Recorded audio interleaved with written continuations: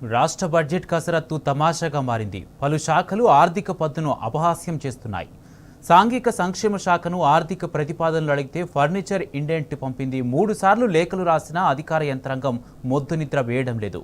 Budget sessions deadline తరుముతున్న వేళ ఆర్థిక శాఖ అయోమయంలో పడింది.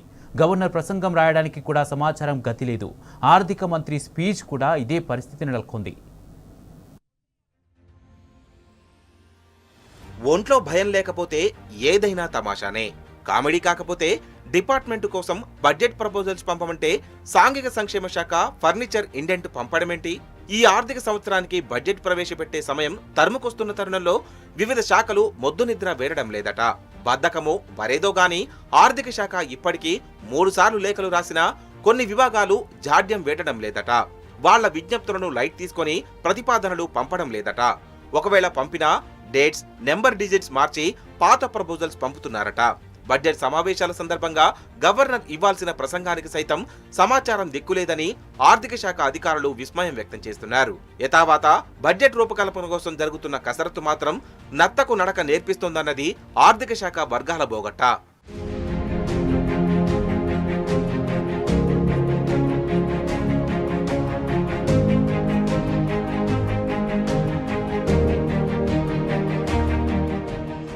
ఏం కాంగ్రెస్ పాలనో ఏందో అధికారులకు కనీసం హోష్ కూడా లేకుండా పోతోంది. ప్రతి సంవత్సరంలాగే 2025-26 ఆర్థిక సంవత్సరానికి సైతం ప్రతి డిపార్ట్మెంట్ నుంచి ఆర్థిక శాఖ అంచనాలను అడిగింది. ప్రతిపాదనలను ప్రభుత్వ ప్రాధాన్యాలకు అనుగుణంగా సవరించి నిధులు కేటాయించే బాధ్యత ఆర్థిక శాఖదే.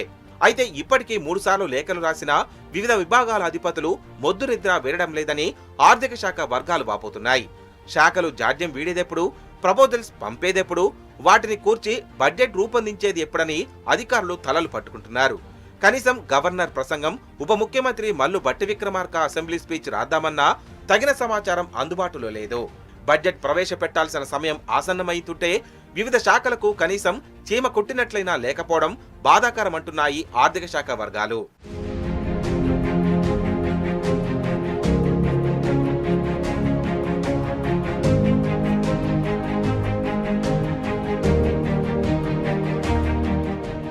ప్రభుత్వం ఏడాది కాలంలో ఏం సాధించిందన్న అంశంపై గవర్నర్ ఉభయ సభలను ఉద్దేశించి మాట్లాడతారు.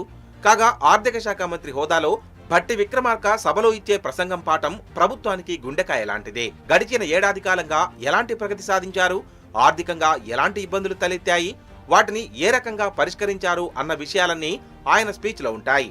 అదే సమయంలో రానున్న ఆర్థిక సంవత్సరంలో ఏ శాఖకు ఏ లెక్కన ఎంత కేటాయిస్తున్నారు, నిధుల సమీకరణ కోసం ఎలాంటి కార్యాచరణ అనుసరించనున్నారు తదితర అంశాలను కూడా తన బడ్జెట్ ప్రసంగంలో ఉప ముఖ్యమంత్రి భట్టి విక్రమార్క వివరించాల్సి ఉంటుంది.